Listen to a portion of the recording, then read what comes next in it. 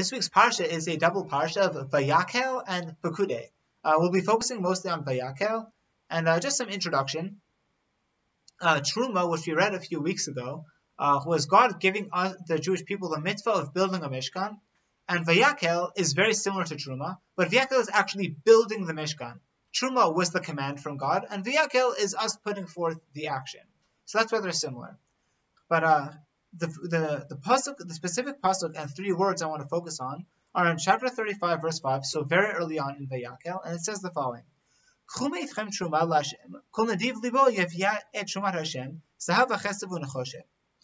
the beginning of the pasuk says,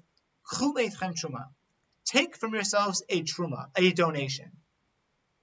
So Rabbi Dessler asks the following question. He doesn't ask it explicitly, but he says, why is the Torah saying, take from yourselves truma? The pasuk should say, give from yourselves truma. Say tnu mitchem truma, not chu mitchem truma, because we want to see people as givers and not as takers, because that's what you're doing. Now a person could say, like, look, what difference does it make? You know, you're giving, you're taking, it's the same thing. You're taking you're picking up an object in point A, you're bringing it to point B, and you're leaving it there. So ultimately, giving, taking, same deal. You're just focusing on different parts of the transaction. But the answer is not too simple. And in order to understand why, we need to have some background information in terms of how the Torah views the world and people specifically. So the Torah shifts people into two different paradigms of existence. You are either a giver or you're a taker. And the reason why this is so important is because ultimately the Jewish people have a mitzvah of v'halachta b'drachav. You should walk in His ways, in God's ways. What are these ways? So there are many different examples. So just as He clothes the naked, you should clothe the naked, as God clothed Adam and Eve once they were kicked out of the garden. Just as He buries the dead, you should bury the dead, as at the end of the Chumash, God buries Moses. But there are other ways. In terms of just as He is kindly, you should be kindly. And the emphasis here that we want to lay emphasis on is, just as God is a giver, you should be a giver.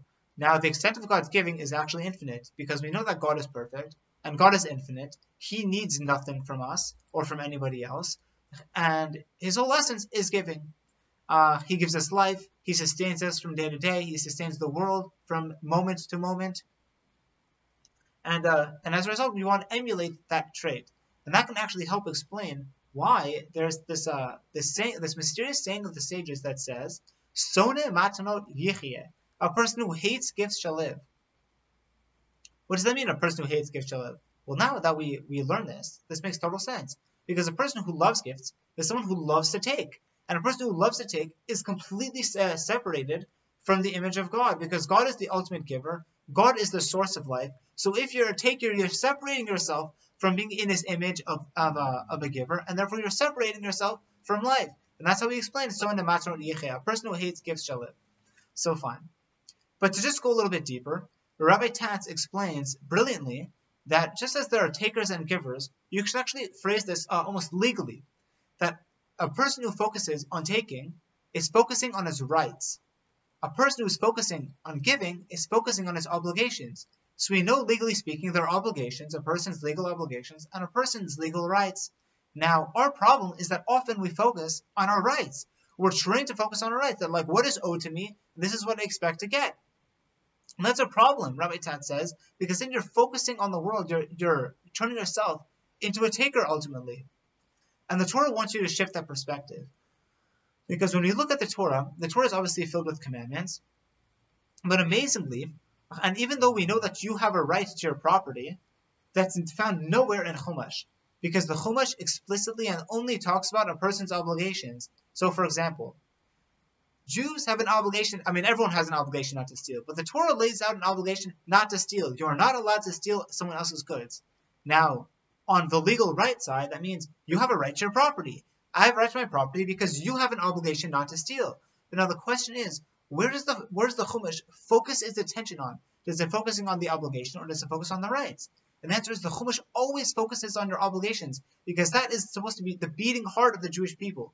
You are supposed to see the Chumash and only focus on your obligations. What can I do for other people? And you are not supposed to look at, what can other people do for me? What are my rights? What do other people owe me? Because the Torah is trying to teach you to be a giver. That's how you should view the world. Now, ultimately, someone who goes out into the world focusing only on his obligations and none of his rights is going to be eaten alive. So we do have the Talmud, the oral law, to teach us about what a person's rights are, because those are important and you need to know them. But that is to say, that should be on like the external sphere of a person. But the essence, the beating heart of a man and woman and anyone, and should be seeing the world as a giver. That should be the heart, and that is what the Chumash teaches us. So, and by the way, this is actually in my contracts class, we actually learned that this was also an idea that the secular thinkers thought of legally in contracts back in the 1940s. So, interesting. Because the world ultimately does understand the idea of rights and obligations, but the outside world focuses on its rights. That's not a Jewish way of looking at things. Now that we know this, let's look again at this pasuk. The pasuk says, "Chu meitchem truma," take from yourselves truma.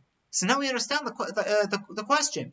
Rav Dessler is astonished at this. What does it mean, "Chu meitchem truma"? You're focusing on the wrong side of the spectrum. Take from yourselves truma. We don't want you to take something from you. We want you to give. Focus on the giving. That's what we want the Torah to focus on. So why does the Torah say "chu"? What is the Torah trying to teach us by focusing on the word of taking? And in order to understand this, in order to understand Rav Dessler's answer, we need to focus on a Rambam in Pirkei Avot. The Mishnah Pirkei Avot, it's chapter 3, Mishnah 15. It ends with Vayakhel lefi rov hamaaseh, right? And everything is according to the amount of deeds. So to this, the Rambam says, he gives a mashal. Let's say someone has, I can't remember if it's 100 coins or 1,000 coins, but let's say it's 100 gold coins. A person has 100 gold coins. Now he has two options. He could either give these 100 gold coins to one person, or he could give the 100 gold coins to 100 different people. 1 coin per person, so that's 100 people. Now, there's a bit of like an analysis to go through here. Because after all, if you give 100 gold, like 1 gold coin to 100 different people, look, you've done good for a lot of different people. That's very good. That's nice. But at the end of the day, it's probably not going to help them so much, right? I mean, 1 gold coin, it'll help them a bit, but not so much. They can put that in their savings.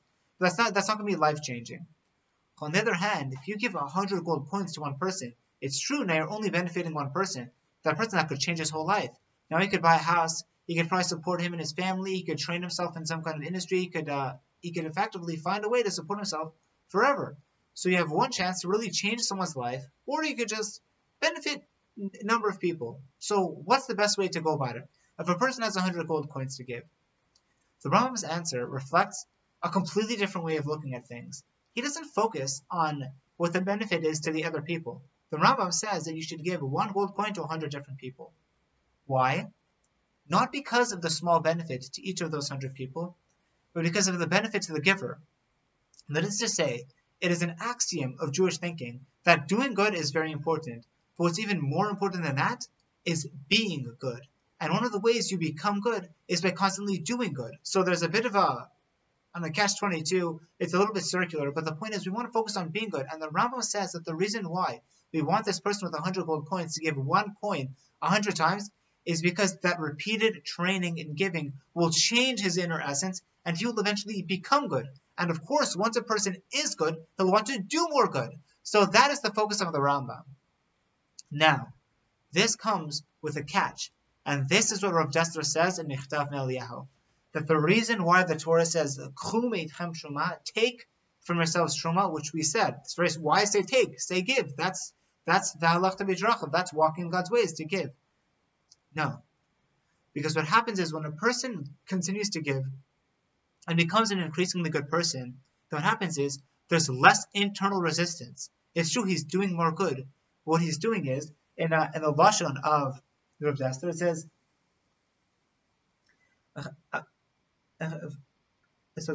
so Adam Noten, a person gives, Vafilu lishma, even for its own sake, Netino ma'alia, so that's the best kind of giving. Aval ein ba yoter min netinat hadavar shenoten, but he's giving nothing other than the object he's actually giving, right?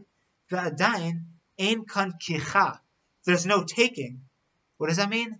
Eino lokeach me'atzmo, he's not taking from himself. Dehainu she'eino machriach et atzmo liten, as I say, he's not forcing himself to give. Kol shedigdal madrega lishma benatina.